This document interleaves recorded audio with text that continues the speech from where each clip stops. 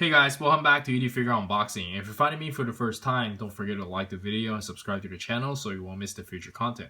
And in this video, we're going to take a look at the S.H.Figuarts Kamen Rider Mighty Brother Double X from Kamen Rider XA. And this is definitely one of the more interesting design. Here's the left of the box, here is the right of the box, and here's the back of the box. And here's the top, here's the bottom. Very cool packaging, and that's not wasting more time and bust this thing open and see what we got. And here we have the figures still with their inner packaging, and this is super cool. It does come with a lot of accessories, and let's just check out the figure itself.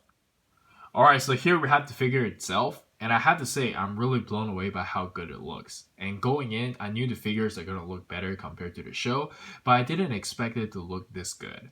I love the metallic paint, I love the asymmetrical design, and the contrast between blue, orange, and this whole, left and right color swap just works. I really dig this design.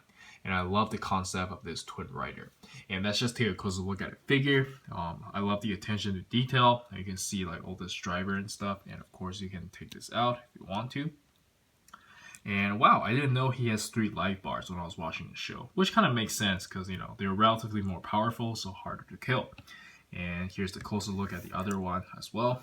Here's the left, here's the right. Here's the back, and I think we can jump straight into the articulation because I don't think there's anything you guys haven't seen already. It just looks very, very good. And for the articulation, let's quickly go over it from the neck down. He can look up about this much, look down about this much, and you can turn his head no problem. And the shoulder is on a standard ball joint. You can raise his arm up about this much, and you do have bicep swivel. You can curl about this much, and you do have the ball wrist. And for the ab crunch, he can bend forward about this much, bend backwards about this much. You have a lot of side-to-side movement.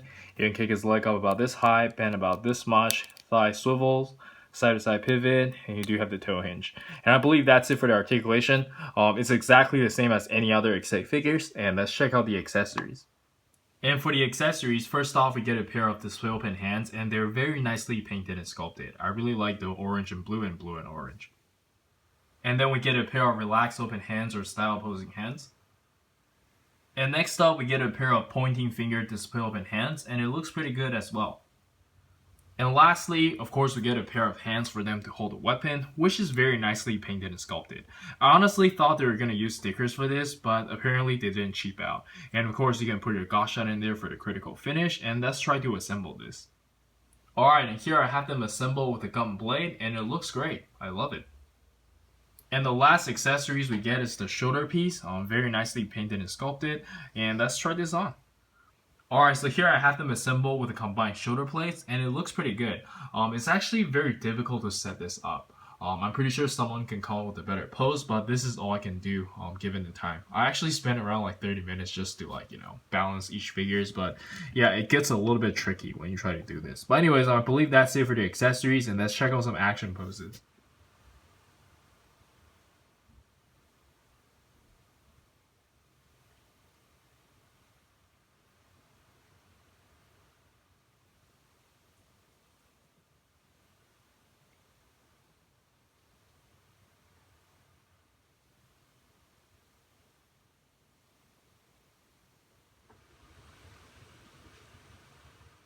Anyways, that was just some quick posing, and I hope you guys find that helpful. And let's jump straight into the size comparison.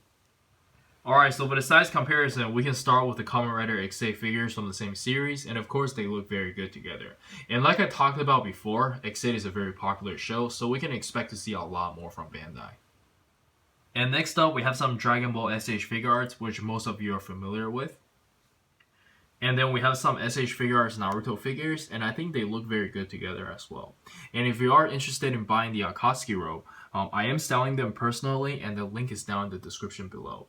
And I promise you guys, you get what you pay for. These are the best in the market right now in terms of quality. I don't even think the Chinese one can stand up on its own.